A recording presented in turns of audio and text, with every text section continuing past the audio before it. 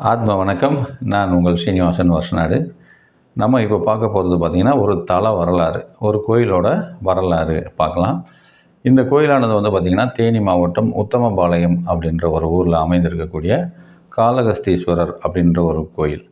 இந்த கோயிலானது வந்து காளகஸ்தீஸ்வரர் அப்படின்னு ஏன் பெயர் வர காரணம் அப்படின்னா, நீங்கள் காளகஸ்தி கோயிலுக்கு போய் வரக்கூடிய ஒரு பலனை இந்த கோயிலுக்கு வந்து அடைய முடியும் அப்படின்றதுனால இந்த தென் காளகஸ்தி அப்படின்னு சொல்லி சொல்லப்பட்டது இந்த கோயிலோட பெயர்.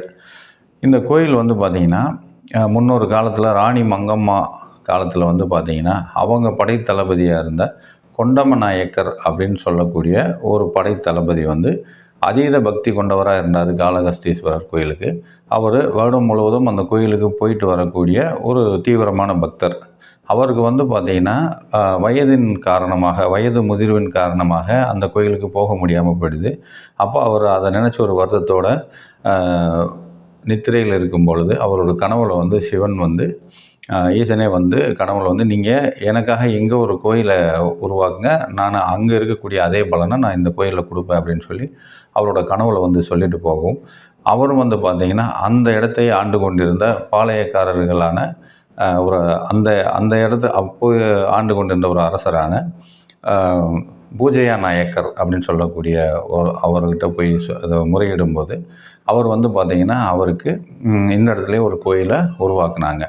அந்த உத்தமபாளையம் அப்படின்ற இடத்துல அந்த முல்லை பெரியாறு அந்த ஆறோட கரையில் வந்து இந்த கோயிலை உருவாக்குனாங்க. உருவாக்குனவங்க பார்த்திங்கன்னா, அதற்கு அம்மனை வந்து பிரதிஷ்டை செய்ய முயற்சி செய்யும்போது அவங்களால அந்த சிலை வடிக்கவே முடியலை. அது பெரும் தடையாக இருக்கும்போது அதை நினச்சி அந்த பூஜையா நாயக்கரும் பார்த்திங்கன்னா ரொம்ப வருத்தத்தோடு இருக்கார்.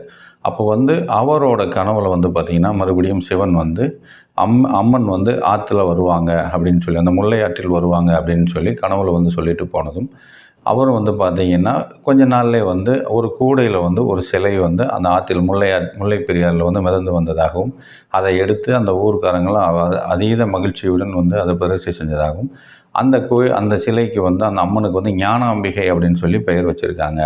இப்போயும் வந்து பார்த்திங்கன்னா, அந்த கோயில் வந்து காளகஸ்தி கோயில் அப்படின்றத விட ஞானாம்பிகை கோயில் அப்படின்றது தான் அந்த ஊர் அந்த ஏரியாவில் வந்து சொல்லப்படுது. அந்த பெயர் வந்து இப்போ எப்படி மதுரை மீனாட்சி அம்மனை வந்து மீனாட்சி அம்மன் கோயில் அப்படின்னு சொல்லி அம்மனை முன்னிறுத்துகிறோமோ, அது மாதிரி இந்த கோயிலில் வந்து காளகஸ்தி கோயிலில் வந்து பார்த்திங்கன்னா ஞானாம்பிகை கோயில் அப்படின்னு சொல்கிறது தான் அந்த ஏரியாவில் இருக்கக்கூடிய ஒரு வழக்கமாக இருக்குது. இந்த கோயிலோட இன்னொரு சிறப்பு என்ன அப்படின்னு கேட்டிங்கன்னா, இந்த கோயில் வந்து பார்த்திங்கன்னா ஞானாம்பிகையோட பக்கத்திலே வந்து முருகனோட சிலை இருக்கும். முருகனும் வந்து அங்கே இருப்பார். அப்போ அந்த முருகன் அங்கே இருக்கும்போது பார்த்திங்கன்னா, தாயும் சேயும், அதாவது தாய்க்கும் குழந்தைகளுக்குமான தொடர்பு வந்து பார்த்திங்கன்னா, உறவு முறைகள் வந்து மேம்பட வலுப்பட இந்த கோயிலுக்கு வந்து நீங்கள் வேண்டிட்டு போகும்போது நிச்சயமாக உங்களுக்கு அந்த தாய் மகளுக்கான அந்த உறவு பாலம் வந்து ரொம்ப அருமையாக நீடிக்கும் அப்படின்றது இந்த கோயிலோட ஒரு சிறப்பு. சரிங்களா? அது மட்டும் இல்லாமல் இந்த கோயிலானது பார்த்திங்கன்னா, இங்கே வந்து அஷ்ட அம்பிகைகள் வந்து இந்த கோயிலில் இருக்காங்க. பிராமினி, மகேஸ்வரி, கௌமாரி, வைஷ்ணவி, வாராகி, இந்திராணி, சாமுண்டி தேவி, ஞானாம்பிகை அப்படின்னு சொல்லக்கூடிய அஷ்ட அம்பிகைகள் வந்து இந்த கோயிலில் வந்து இருக்காங்க. மொத்தமாக எங்கேயுமே இதை பார்க்க முடியாது. இந்த கோயிலில் வந்து அஷ்ட அம்பிகைகள் வந்து இருக்காங்க. அது மட்டும் இந்த கோயிலோட திருவிழா வந்து பார்த்திங்கன்னா, சித்திரை திருவிழாவாகவும், ஐப்பசி அன்னாபிஷேகம், சிவராத்திரி, திருக்கார்த்திகை தீபம் அப்படின்றக்கூடிய இந்த திருவிழா காலங்களில் வந்து பார்த்திங்கன்னா, மக்கள் அதீத அளவில் இந்த இடத்துல கூடி இந்த கோயிலை வந்து பார்த்திங்கன்னா ரொம்ப வேண்டிட்டு போவாங்க. இந்த கோயிலானது வந்து ரொம்ப பிரசித்தி பெற்ற கோயில். அங்கே தேரோட்டமும் நடக்கும், தேர் திருவிழாவும் நடக்குது.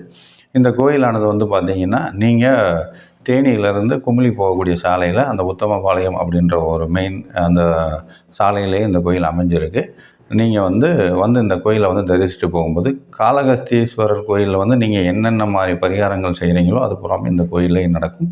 நீங்கள் இங்கே வந்து அங்கே போன பலனை வந்து நீங்கள் இங்கே வந்து அடைய முடியும். இன்னொரு பதிவில் இன்னொரு ஆலயத்தை பற்றி ரொம்ப சிறப்பான ஒரு பதிவாக பண்ணுவோம். நன்றி, வணக்கம்.